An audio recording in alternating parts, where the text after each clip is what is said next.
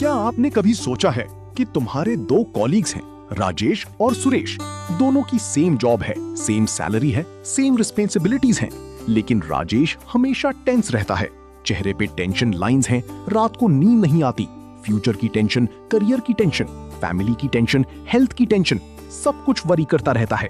Result, उसकी productivity गिर गई है, हेल्थ इश्यूज शुरू हो गए हैं, blood pressure, sugar, anxiety attacks, और आयरॉनिकली जिस चीज का डर था वो एक्चुअली होने लग गया, परफॉर्मेंस खराब हो गई। जबकि सुरेश पीसफुल है, फोकस्ड है, प्रेजेंट मोमेंट में रहता है, प्रॉब्लम्स आती हैं, सॉल्व करता है, मूव ऑन करता है, टेंशन नहीं लेता अननेसेसरीली। रिजल्ट, उसकी परफॉर्मेंस कंसिस्टेंटली अच्छी है, हेल्थ भी अच्छी है, रिलेशनशिप्स भी स्ट्रॉन्ग हैं, और सरप्राइजिंगली जो प्रॉब्लम्स राजेश वरी करते करते भी सॉल्व नहीं कर पाता, सुरेश कामली सॉल्व कर लेता है। और तीसरी तरफ तुम्हारी माँ हमेशा चिंता में रहती हैं, बेटा शादी कब करोगे, जॉब छूट जाएगी तो क्या होगा, बीमार पड़ गए तो क्या होगा। फ्यूचर की सब हाइपोथेटिकल प्रॉब्लम्स को प्रेजेंट में ही सफर करते रहते हैं और खुद का प्रेजेंट बर्बाद कर देते हैं अननेसेसरी वरी में। डिफरेंस क्या है? कुछ लोग वरी को कॉन्कर कर चुके हैं, जबकि कुछ लोग अपनी पूरी लाइफ वरी में ही निकाल देते हैं, बिना समझे कि 99% वरीज कभी होती ही नहीं है रियलिटी में। डेल कार्नेगी, जो ह्यूमन साइकोलॉजी और पर्सनल डेवलपमेंट के लेजेंडरी एक्सपर्ट हैं, अपनी timeless classic how to stop worrying and start living में कहते हैं, remember today is the tomorrow you worried about yesterday. मतलब याद रखो, आज वो कल है जिसके बारे में तुमने कल चिंता की थी। ये प्रोफाउंड स्टेटमेंट है क्योंकि ये एक्सपोज करता है कि ज्यादातर वरीज मीनिंगलेस होती हैं, जो कभी मटेरियलाइज नहीं होती, लेकिन हम अपना प्रेजेंट बर्बाद कर देते हैं उन हाइपोथेटिकल फ्यूचर्स की चिंता में। अगर मैं आपको साइकोलॉजिकली, साइंटिफिकली एक्सप्लेन करूं कि कैसे क्रॉनिक वरी तुम्हारी ब्रेन केमिस्ट्री को चेंज कर देती है, कॉर्टिसोल लेवल्स कंटिन्यूअसली हाई रहते हैं जो फिजिकली तुम्हें बीमार करते हैं, मेंटली एग्जॉस्ट करते हैं, कैसे वरी एक एडिक्टिव। और हाँ, एक छोटा सा जेन्युइन रिक्वेस्ट है यार, AI आर्यन चैनल मोनेटाइजेशन के बहुत क्लोज है और हम रोज मेहनत करते हैं ताकि आपको ये timeless mental peace wisdom free में मिल सके, जो नॉर्मली एक्सपेंसिव थेरेपी सेशंस में मिलती है। आप WhatsApp पे मीम्स फ्री में शेयर करते हो, यहाँ बस एक रेड बटन दबाना है भाई, प्लीज सब्सक्राइब कर दो। It genuinely helps us a lot and motivates the entire team to bring और ज्यादा practical psychology content आपके लिए, जो actually तुम्हारी anxiety reduce कर सके, peace दे सके। और एक important चीज, प्लीज इस वीडियो को लाइक कर दो और हाइप कर दो, क्योंकि इससे YouTube को सिग्नल मिलता है कि ये कंटेंट रियली वैल्यूएबल है, और फिर वो इसे उन लोगों तक पुश करता है जो शायद अभी क्रॉनिक एंजाइटी से सफर कर रहे हैं, ओवरथिंकिंग से परेशान हैं, स्लीपलेस नाइट्स गुजार रहे हैं, जिन्हें इन प्रैक्टिकल वरी रिडक्शन टेक्निक्स की सबसे ज्यादा जरूरत है, जो लिटरली उनकी मेंटल पीस रिस्टोर कर सकती हैं।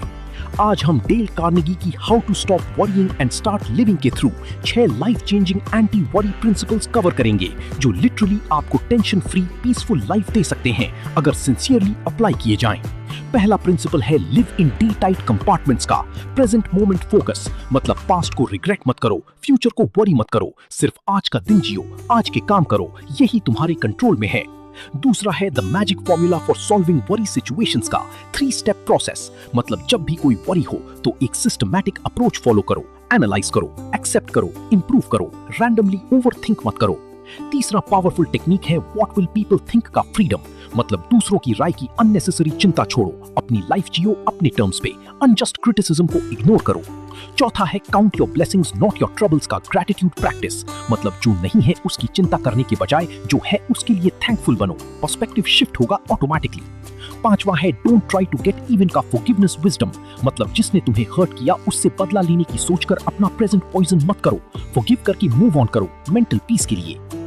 और छठा सबसे ट्रांसफॉर्मेशनल है फटीग कॉजेज वरी का रेस्ट रिकवरी कनेक्शन, मतलब एडिक्वेट रेस्ट लो, प्रॉपर स्लीप लो, फटीग रिड्यूस करो, ऑटोमेटिकली वरी भी कम होगी, क्योंकि टायर्ड माइंड नेगेटिव सोचता है। हर प्रिंसिपल के साथ आपको मिलेगा कार्नेगी का practical wisdom, Indian daily stress scenarios, relatable examples और immediately actionable anti worry exercises, जो तुम आज से प्रैक्टिस कर सकते हो। लास्ट वाला प्रिंसिपल अनकंफर्टेबल होगा, क्योंकि वो चैलेंज करेगा तुम्हारी मैं तो हार्ड वर्किंग हूं इसलिए नहीं सोता वाली टॉक्सिक प्रोडक्टिविटी को, तुम्हारे रेस्ट इज वीकनेस वाले माइंडसेट को। तो वीडियो को एंड तक देखना, क्योंकि वहां मैं आपको एक comprehensive daily worry reduction routine दूंगा, जो अगर 30 दिन फॉलो किया तो तुम्हारी एंजाइटी लेवल्स ड्रामेटिकली ड्रॉप हो जाएंगी। सबसे पहला और फाउंडेशनल प्रिंसिपल है live in day tight compartments का इस रेवोल्यूशनरी प्रेजेंट मोमेंट फिलॉसफी। मतलब अपनी लाइफ को एक शिप की तरह देखो जिसमें वाटर टाइट कंपार्टमेंट्स होते हैं। अगर एक कंपार्टमेंट में पानी भर जाए तो पूरी शिप नहीं डूबती। सिमिलरली अपने पास्ट और फ्यूचर को सेपरेट कंपार्टमेंट्स में सील करके सिर्फ आज के दिन को जियो, यही तुम्हारी एक्चुअल रियलिटी है। डेल कार्नेगी पावरफुली कहते हैं, one of the most tragic things I know about human nature is that all of us tend to put off living. We are all dreaming of some magical rose garden over the horizon instead of enjoying the roses that are blooming outside our windows today. मतलब human nature की सबसे tragic चीजों में से एक ये है कि हम सब लाइफ को पोस्टपोन करते रहते हैं। हम सब होराइजन के पार किसी मैजिकल रोज गार्डन का सपना देखते हैं इंस्टेड ऑफ आज अपनी विंडो के बाहर जो रोजेस खिल रही हैं उन्हें एंजॉय करने की। सोचो तुम्हारी टिपिकल डे कैसी होती है। सुबह उठते हो तो पास्ट की गलतियों का रिग्रेट, कल प्रेजेंटेशन अच्छी नहीं गई, काश बेहतर तैयारी की होती। फ्यूचर की चिंता, अगले महीने अप्रेजल है, क्या मैनेजर अच्छा रिव्यू देगा, प्रमोशन मिलेगी कि नहीं। आज का दिन एक्चुअल में जीने के बजाय तुम मेंटली पास्ट और फ्यूचर में हो। ऑफिस में बैठे हो लेकिन दिमाग 10 साल बाद सोच रहा है रिटायरमेंट के लिए कितना सेव हो पाएगा, बच्चों की एजुकेशन कैसे होगी। रिजल्ट, आज का काम भी ठीक से नहीं होता, आज का मोमेंट भी मिस हो जाता है।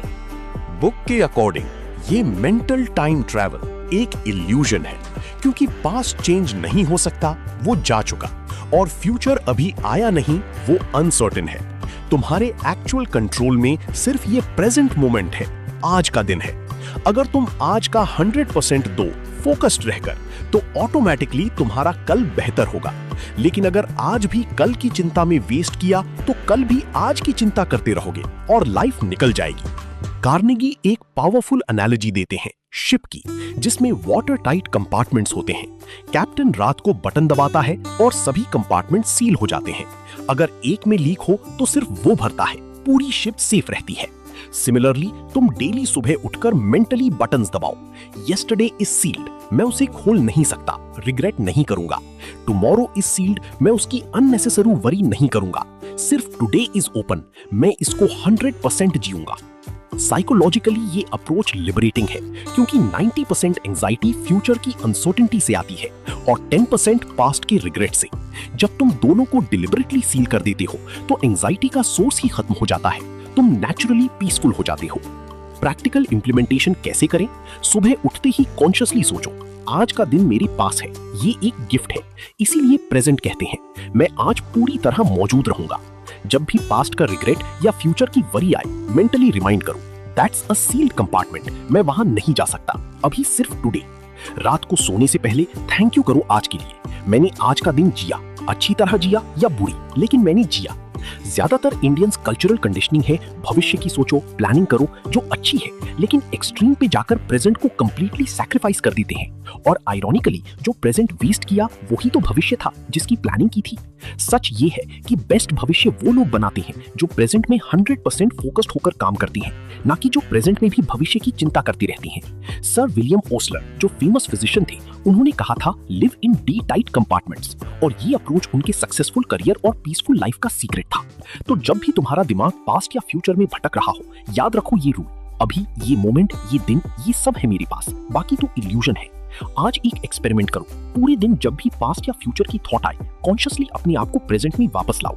मैं अभी क्या कर रहा हूँ, मैं इसे पूरी तरह कैसे कर सकता हूँ। अगर ये प्रेजेंट मोमेंट अवेयरनेस डेवलप करने का कमिटमेंट है तो कमेंट में लिखो लिविंग टुडे फुली, क्योंकि ये सिंगल शिफ्ट तुम्हारी 80% वरीज एलिमिनेट कर सकता है। चलो अब चलते हैं दूसरे प्रैक्टिकल टेक्निक पर, जो एक्चुअल प्रॉब्लम सॉल्विंग अप्रोच है, और वो है the magic formula for solving worry situations का 3 step systematic method.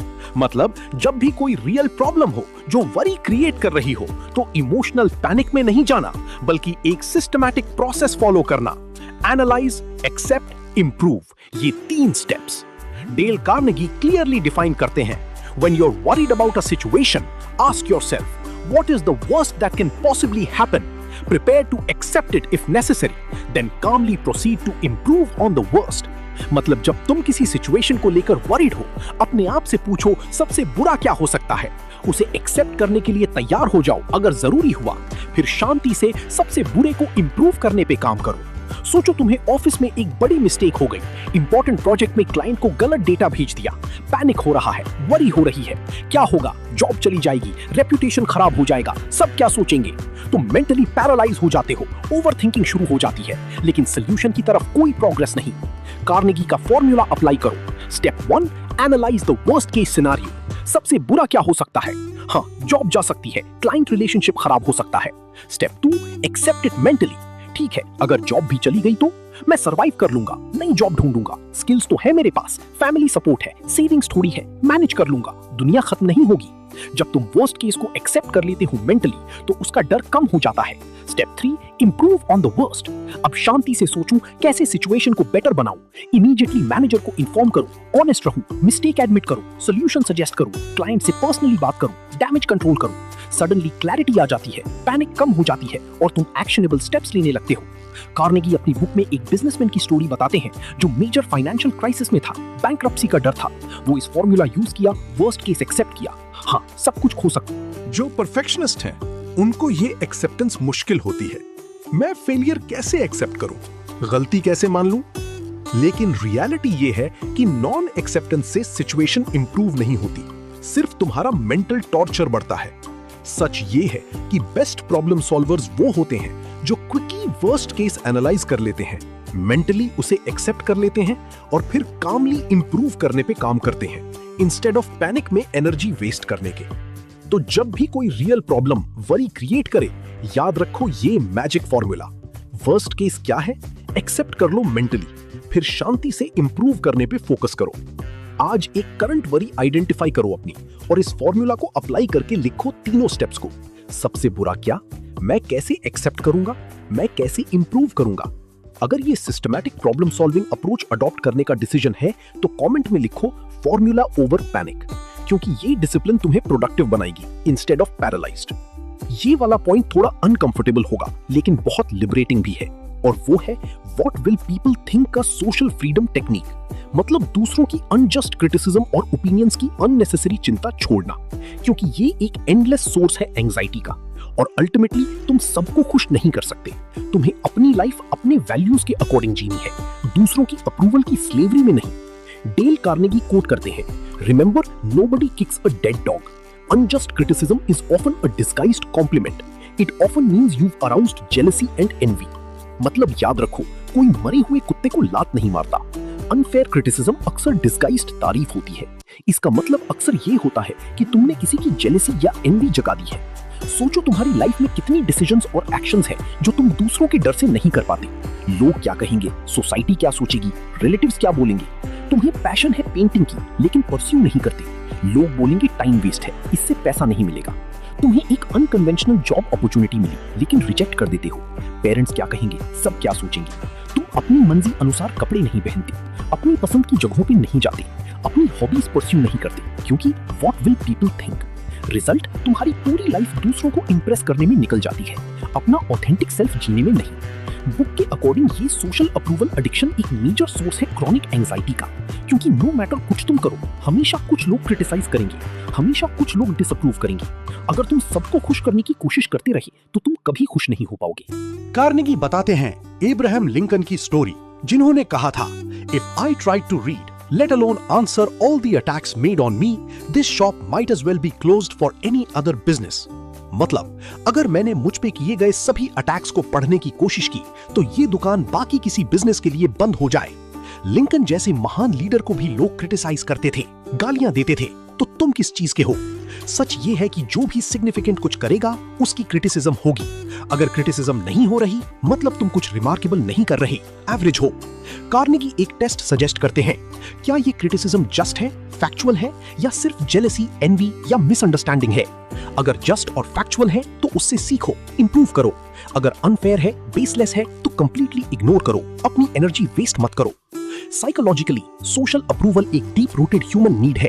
Evolutionary survival के लिए ट्राइब से अप्रूवल चाहिए था, लेकिन मॉडर्न वर्ल्ड में ये एक्सेसिव हो गया है। सोशल मीडिया ने और वर्स बना दिया। एवरीबॉडी जजेस एवरीबॉडी, सबकी ओपिनियंस हैं, उनका वैलिडेशन चाहिए, तो एंजाइटी मल्टीप्लाई हो जाती है। ज्यादातर इंडियंस कलेक्टिविस्ट कल्चर में पाले बड़े हैं। लोग क्या कहेंगे स्टेटमेंट बचपन से सुनते आए हैं।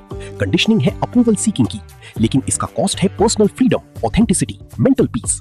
सच ये है कि जो लोग तुम्हें ट्रूली लव करते हैं, सपोर्ट करते हैं, वो तुम्हारी ऑथेंटिक चॉइसेस को एक्सेप्ट करेंगे, और बाकी जो सिर्फ जज करने के लिए बैठे हैं उन्हें खुश करने की जरूरत नहीं। एलेनोर रूजवेल्ट ने कहा था, you wouldn't worry so much about what others think of you if you realised how seldom they do. मतलब तुम इतनी चिंता नहीं करती कि दूसरे तुम्हारे बारे में क्या सोचते हैं, अगर रियलाइज करते कि वो कितनी कम बार सोचते हैं। सच ये है, सब अपनी अपनी प्रॉब्लम्स में बिजी हैं, तुम्हारे बारे में उतना नहीं सोचते जितना तुम सोचते हो कि वो सोचते हो कि वो सोचते हैं। तो जब भी लोग क्या कहेंगे का डर आए, याद रखो ये रूल, तुम सबको खुश नहीं कर सकते। अपनी वैल्यूज के अकॉर्डिंग जियो, जो जस्ट क्रिटिसिज्म है उससे सीखो, बाकी को इग्नोर करो। आज एक करेजियस डिसीजन लो, एक चीज आइडेंटिफाई करो जो तुम करना चाहते हो लेकिन दूसरों के डर से नहीं कर पा रही, और उसे करने का कमिट करो। अगर ये सोशल फ्रीडम पाने की तैयारी है तो कमेंट में लिखो माई लाइफ माई रूल्स, क्योंकि ये लिबरेशन तुम्हारी ऑथेंटिसिटी अनलॉक करेगा। अगला पॉइंट सुन के आप थोड़ा सिंपलिस्टिक महसूस कर सकते हो, लेकिन ये बहुत साइंटिफिकली वैलिडेटेड है, और वो है count your blessings not your troubles का ग्रेटिट्यूड बेस्ड पर्सपेक्टिव शिफ्ट। मतलब जो नहीं है बस उसी की चिंता करते रहने के बजाय जो है उसके लिए थैंकफुल होना सीखो। ये सिंगल शिफ्ट तुम्हारी पूरी मेंटल स्टेट को नेगेटिव से पॉजिटिव में ट्रांसफॉर्म कर देगा। डेल कार्नेगी क्लियरली कहते हैं, to men looked out from prison bars, one saw the mud and one saw stars। मतलब दो आदमी जेल की बार से बाहर देख रहे थे, एक ने कीचड़ देखा और एक ने तारे देखे। सेम सिचुएशन, अलग पर्सपेक्टिव। सोचो तुम्हारी डेली कंप्लेंट्स क्या हैं? सैलरी कम है, प्रमोशन नहीं मिल रहा, बॉस बुरा है, ट्रैफिक बहुत है, घर छोटा है, गाड़ी पुरानी है। फोकस हमेशा जो नहीं है, जो गलत है, जो कम है उस पे। लेकिन जब तुम कॉन्शियसली शिफ्ट करोगे पर्सपेक्टिव, मेरे पास नौकरी है, बहुत लोगों को वो भी नहीं मिल रहा, मेरे पास घर है, खुद का रूफ है, बहुत लोग किराए पे रहते हैं, मेरे पास स्वास्थ्य है, चलने फिरने लायक हूँ, हॉस्पिटल में नहीं पड़ा, मेरे पास फैमिली है जो मुझसे प्यार करती है। सडनली तुम्हें रियलाइज होता है तुम जितना सोच रहे थे उससे कहीं ज्यादा ब्लेस्ड हो। बुक में कार्नेगी एक पावरफुल एक्सरसाइज सजेस्ट करते हैं, ग्रेटिट्यूड जर्नल। हर रात सोने से पहले 3 चीजें लिखो जिनके लिए आज तुम ग्रेटफुल हो। इनिशियली ये मैकेनिकल लगेगा, लेकिन 21 दिन कंसिस्टेंटली करो तो तुम्हारा ब्रेन रीवायर होने लगता है, ऑटोमेटिकली पॉजिटिव चीजें देखने लगता है। रिसर्च शोज कि जो लोग डेली ग्रेटिट्यूड प्रैक्टिस करते हैं उनमें डिप्रेशन, एंजाइटी कम होती है, ओवरऑल वेलबीइंग बढ़ती है। साइकोलॉजिकली ये होता है कि ब्रेन जिस चीज पे फोकस करता है उसे ज्यादा देखने लगता है। रेटिकुलर एक्टिवेटिंग सिस्टम ये फिल्टर है जो तुम्हारे फोकस के अकॉर्डिंग इंफॉर्मेशन प्रोसेस करता है। अगर तुम प्रॉब्लम्स पे फोकस करते हो तो ब्रेन और ज्यादा प्रॉब्लम्स ढूंढेगा, कॉन्फर्मेशन बायस। अगर तुम ब्लेसिंग्स पे फोकस करोगे तो ब्रेन और ज्यादा अच्छी चीजें ढूंढेगा। ज्यादातर इंडियंस कल्चरली कंप्लेनिंग कल्चर में हैं। ये नहीं है, वो नहीं है, सरकार बुरी है, सिस्टम बुरा है। नेगेटिव लेंस से देखते हैं तो नेगेटिव ही एक्सपीरियंस करते हैं। लेकिन ग्रेटिट्यूड एक कॉन्शियस चॉइस है, पर्सपेक्टिव शिफ्ट है जो विद इन तुम्हारी कंट्रोल है। प्रैक्टिकल इंप्लीमेंटेशन, सुबह उठते ही 3 चीजों के लिए मेंटली थैंक्स बोलो। दिन में जब भी नेगेटिव थॉट आए डेलिबरेटली एक पॉजिटिव काउंटर बैलेंस सोचो। ट्रैफिक तो है लेकिन गाड़ी है मेरे पास। रात को सोने से पहले नोटबुक में 3 ग्रेटफुल चीजें लिखो। 30 दिन कंसिस्टेंट प्रैक्टिस से परमानेंट है। अब तक हमने present moment living, magic formula, social freedom और ग्रेटिट्यूड डीकोड कर लिया। अब आता है एक पावरफुल फॉरगिवनेस प्रिंसिपल, और वो है don't try to get even का रिवेंज रिलीज विजडम। मतलब जिसने तुम्हें हर्ट किया, गलत किया, उससे बदला लेने की सोचकर अपना प्रेजेंट पॉइजन मत करो, क्योंकि रिवेंज में सबसे ज्यादा नुकसान तुम्हारा होता है, दूसरे का नहीं। फॉरगिव करके मूव ऑन करना सीखना होगा मेंटल पीस के लिए। डेल कार्नेगी प्रोफाउंडली कहते हैं, The best way to get even is to forget. Hate is self-punishment. Forgiveness is the attribute of the strong. मतलब बराबरी करने का सबसे अच्छा तरीका है भूल जाना। नफरत खुद को सजा देना है, माफी ताकतवर लोगों की खासियत है। सोचो तुम्हारे साथ किसी ने गलत किया, कॉलीग ने क्रेडिट ले लिया तुम्हारे काम का, फ्रेंड ने धोखा दिया, रिलेटिव ने बेइज्जती कर दी। तुम्हारे अंदर गुस्सा है, फ्रस्ट्रेशन है, चाहत है बदला लेने की। देखूंगा मैं उसे, सबक सिखाऊंगा, जो किया है मुझे उसे भुगतना पड़ेगा। लेकिन क्या होता है, तुम अपनी रात की नींद हार देते हो उस पर्सन के बारे में सोचते हुए जो शायद अपनी जिंदगी में मस्त है। तुम अपना प्रेजेंट खराब करते हो उसके लिए जो अतीत में हो चुका और बदला नहीं जा सकता। तुम अपनी मेंटल और फिजिकल हेल्थ सैक्रिफाइस करते हो क्योंकि chronic anger stress cortisol release करती है जो heart disease, high blood pressure, depression cause करती है। इनिशियली इमोशनल होगा, डिफिकल्ट होगा, लेकिन लिबरेटिंग भी होगा। ज्यादातर इंडियंस बदला लेना चाहिए कल्चरल नैरेटिव सुनते आए हैं। मूवी डायलॉग्स सब रिवेंज को ग्लोरीफाई करती हैं, लेकिन रियलिटी में रिवेंज से पीस नहीं मिलती, सिर्फ और ज्यादा नेगेटिविटी बढ़ती है। सच ये है, फॉरगिवनेस स्ट्रेंथ की निशानी है, वीकनेस की नहीं। और ये सबसे बड़ा रिवेंज है क्योंकि तुम उस पर्सन को पावर देना बंद कर देते हो अपनी इमोशंस, अपनी लाइफ को कंट्रोल करने की। तो जब भी किसी का साथ एंगर हो, रिजेंटमेंट हो, याद रखो ये रूल, फॉरगिवनेस तुम्हारे लिए है, उसके लिए नहीं। मेंटल पीस चाहिए तो लेट गो करना सीखो। आज एक पर्सन को मेंटली फॉरगिव करो, चाहे वो तुमसे माफी मांगे या ना मांगे, तुम अपनी तरफ से रिलीज करो। अगर ये फॉरगिवनेस जर्नी शुरू करने की रेडीनेस है तो कमेंट में लिखो चूजिंग पीस ओवर रिवेंज, क्योंकि ये लिबरेशन तुम्हारी इनर फ्रीडम को रिस्टोर करेगा। और अब फाइनली आते हैं छठी और बहुत प्रैक्टिकल लेकिन अंडररेटेड प्रिंसिपल पर, और वो है फटीग कॉजेज वरी का रेस्ट रिकवरी कनेक्शन। मतलब एडिक्वेट रेस्ट लो, प्रॉपर स्लीप लो, फटीग रिड्यूस करो, क्योंकि टायर्ड माइंड नेगेटिव सोचता है, पेसिमिस्टिक होता है, छोटी छोटी प्रॉब्लम्स को बड़ा बना देता है, जबकि रेस्टेड माइंड क्लियर होता है, ऑप्टिमिस्टिक होता है, प्रॉब्लम्स को कामली हैंडल कर लेता है। डेल कार्नेगी एम्फसाइज करते हैं, rest before you get tired, learn to relax at your work, protect your health and energy as your most valuable possessions. मतलब थकने से पहले आराम करो, अपने काम में रिलैक्स करना सीखो, अपनी हेल्थ और एनर्जी को अपनी सबसे वैल्यूएबल चीजों की तरह प्रोटेक्ट करो। सोचो तुम्हारा टिपिकल वीक कैसा होता है। मंडे से सैटरडे 10-12 घंटे काम, ऑफिस में घर पे भी लैपटॉप खोल लेती हूँ, वीकेंड भी प्रोडक्टिव रहने के चक्कर में रिलैक्स नहीं करती, प्रॉपर नींद नहीं लेती, 5-6 घंटे स्लीप कर लेती हूँ, सोचती हूँ मैं तो हार्ड वर्किंग हूँ, सैक्रिफाइस कर रहा हूँ। रिजल्ट क्या होता है? तुम क्रॉनिकली फटीग हो जाते हो, और फटीग डायरेक्टली वरी और एंजाइटी को बढ़ाती है, क्योंकि टायर्ड ब्रेन कॉर्टेक्स ठीक से काम नहीं करता, रैशनल थिंकिंग अफेक्टेड होती है, अमिगडाला ओवर एक्टिव हो जाता है जो फियर और एंजाइटी प्रोसेस करता है, छोटी सी प्रॉब्लम बहुत बड़ी लगने लगती है। बॉस ने ईमेल भेजा मीटिंग के लिए तो तुरंत नेगेटिव सोच, जरूर कुछ गलत हुआ होगा, शायद परफॉर्मेंस इशू है, निकाला जाऊंगा। जबकि रेस्टेड स्टेट में सेम ईमेल को कामली देखते, ओके रेगुलर अपडेट मीटिंग होगी, प्रिपेयर्ड रहूंगा। बुक के according most worries unnecessary over reactions होती हैं जो फटीग की वजह से मैग्नीफाई हो जाती हैं। कार्नेगी मेडिकल रिसर्च साइट करते हैं जिसमें दिखाया गया कि एडिक्वेट रेस्ट और स्लीप मेंटल हेल्थ के लिए उतनी ही जरूरी है जितनी फिजिकल हेल्थ के लिए। साइकोलॉजिकली स्लीप डेप्रिवेशन और क्रॉनिक फटीग डायरेक्टली लिंक्ड हैं depression, anxiety, mood swings, irritability से। अगर तुम 7-8 घंटे क्वालिटी स्लीप नहीं लेते, रेगुलर ब्रेक्स नहीं लेते, तो तुम्हारी मेंटल रेजिलियंस कम हो जाती है और छोटी छोटी चीजें तुम्हें ब्रेक कर देती हैं। प्रैक्टिकल इंप्लीमेंटेशन, रोज 7-8 घंटे नींद की प्रायोरिटी बनाओ, नॉन नेगोशिएबल। हर 90 मिनट के काम के बाद 10 मिनट का ब्रेक लो मेंटली रिचार्ज करने के लिए।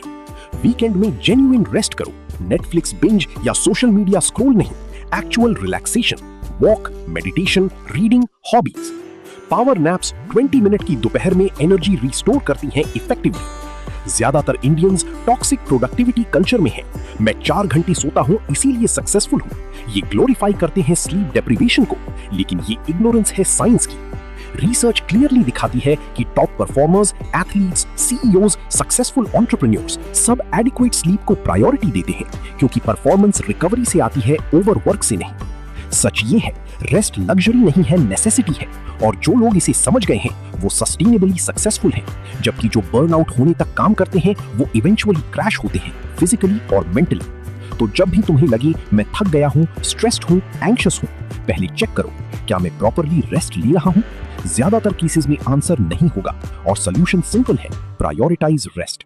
रोज सिर्फ 2 मिनट निकालो और अपनी स्लीप पैटर्न एनालाइज करो। मैं कितने घंटे सो रहा हूं, क्वालिटी कैसी है, वीकेंड में जेन्युइनली रिलैक्स कर पा रहा हूं। फिर कमिटमेंट लो, मैं 7-8 घंटे स्लीप को प्रायोरिटी बनाऊंगा ताकि मेंटल क्लैरिटी बढ़े, एंजाइटी कम हो। 21 दिन कंसिस्टेंट प्रैक्टिस से नई हैबिट बन जाएगी। अगर ये रेस्ट रिकवरी डिसिप्लिन डेवलप करने का डिसीजन है तो कमेंट में लिखो रेस्ट इज प्रोडक्टिव, क्योंकि ये माइंडसेट शिफ्ट सस्टेनेबल परफॉर्मेंस और मेंटल पीस एनेबल करेगा। अब एक बार सारे ट्रांसफॉर्मेशनल एंटी वरी प्रिंसिपल्स को क्विकली समराइज करते हैं ताकि ये कंप्लीटली तुम्हारे डेली लाइफ में अब्सॉर्ब हो जाएं। पहला था live in day tight compartments, जहां हमने समझा कि पास्ट और फ्यूचर को मेंटली सील करके सिर्फ आज के दिन को पूरी तरह जीना ही तुम्हारे कंट्रोल में है। दूसरा था मैजिक फॉर्मूला, जहां हमने देखा कि सिस्टमैटिक अप्रोच से एनालाइज, एक्सेप्ट, इंप्रूव करके प्रॉब्लम्स को सॉल्व करना है, पैनिक में एनर्जी वेस्ट नहीं करनी। तीसरा था सोशल फ्रीडम, जहां हमने डिस्कवर किया कि दूसरों की अनफेयर क्रिटिसिज्म और ओपिनियंस की चिंता छोड़कर अपनी ऑथेंटिक लाइफ जीनी है। चौथा था ग्रैटिट्यूड प्रैक्टिस, जहां हमने सीखा कि जो है उसके लिए थैंकफुल होने से पर्सपेक्टिव पॉजिटिव होता है, एंजाइटी कम होती है। पांचवा था फॉरगिवनेस विजडम, जहां हमने रियलाइज किया कि ग्रजेस रखने से खुद का नुकसान होता है, फॉरगिव करके मेंटल पीस पानी है। और छठा था रेस्ट रिकवरी, जहां हमने जाना कि एडिक्वेट स्लीप और रेस्ट से मेंटल क्लैरिटी बढ़ती है, एंजाइटी नेचुरली कम होती है। अगर आप सिर्फ ये 2 कोर ट्रूथ्स इंटरनलाइज कर लो तो लिटरली आपकी वरी लेवल्स 90% कम हो जाएंगी। पहला truth, most worries never happen, they are imaginary future scenarios that you are suffering in the present. मतलब ज्यादातर चिंताएं कभी होती नहीं, वो इमेजिनरी भविष्य की सिनेरियोज हैं जिन्हें तुम अभी प्रेजेंट में सफर कर रही हो। दूसरा truth, you can not control everything but you can control your response to everything. मतलब तुम सब कुछ कंट्रोल नहीं कर सकते, लेकिन अपनी रिएक्शन, अपनी रिस्पॉन्स तो कंट्रोल कर सकती हो। आप सिर्फ एक वरीड इंडिविजुअल नहीं हो, आप एक पीसफुल काम पर्सन बन सकती हो, अपनी लाइफ की मास्टर बन सकती हो। How to stop worrying and start living हमें यही सिखाती है कि मेंटल पीस एक चॉइस है, हैबिट्स का रिजल्ट है और साइंटिफिक टेक्निक्स का एप्लीकेशन है, लक या सर्कमस्टांस का नहीं। अब आपसे मेरी 3। और हाँ, अगर आप यहां तक देख चुके हो, मतलब आपने 28 मिनट्स इन्वेस्ट किए अपनी मेंटल पीस एजुकेशन में और अभी तक लाइक नहीं किया, तो ऑनेस्टली बहुत अनफेयर है। इसलिए अभी के अभी लाइक बटन दबा दो, क्योंकि इससे एल्गोरिथम को सिग्नल मिलता है, वैल्यूएबल है और लोगों तक पुश करे, स्पेशली उन लोगों तक जो क्रॉनिक एंजाइटी से सफर करते हैं, स्लीपलेस नाइट्स गुजार रहे हैं, पीस चाहते हैं। वीडियो शेयर करो, हाइप करो, एंगेजमेंट बढ़ाओ, क्योंकि जितना ज्यादा एंगेजमेंट उतने ज्यादा लोगों तक ये प्रैक्टिकल एंटी वरी टेक्निक्स पहुंचेंगी। अगर आपको ये टाइमलेस विजडम समरी पसंद आई तो AI आर्यन चैनल अभी सब्सक्राइब कर लो, क्योंकि यहाँ हम क्लासिक सेल्फ हेल्प बुक्स को मॉडर्न कॉन्टेक्स्ट में एक्शनेबल फ्रेमवर्क्स के साथ डिकोड करते हैं कंसिस्टेंटली। मोनेटाइजेशन क्लोज है, हर सब्सक्राइब काउंट होता है। नेक्स्ट वीडियो में द पावर ऑफ नाउ का डीप डाइव लेके आऊंगा, जहां एकार्ट टोले की प्रेजेंट मोमेंट फिलॉसफी को एक्सप्लोर करेंगे। लिंक डिस्क्रिप्शन में होगा। लास्ट लाइन याद रखना, जितना ज्यादा तुम प्रेजेंट में फोकस्ड रहोगे उतना कम वरी करोगे, और जितना ज्यादा तुम्हारा सेल्फ केयर और रेस्ट होगा उतना ज्यादा मेंटल क्लैरिटी होगी। ये था AI आर्यन, अगली वीडियो में मिलते हैं। Take care, stop worrying, start living, और याद रखो, तुम्हारी मेंटल पीस तुम्हारे डेली चॉइसेस का रिजल्ट है, सर्कमस्टेंसेस का नहीं। Your power lies in choosing peace over panic, gratitude over complaints, forgiveness over revenge, or rest over burnout. Master your mind, master your peace. Thank you. Stay peaceful, stay present, stay blessed.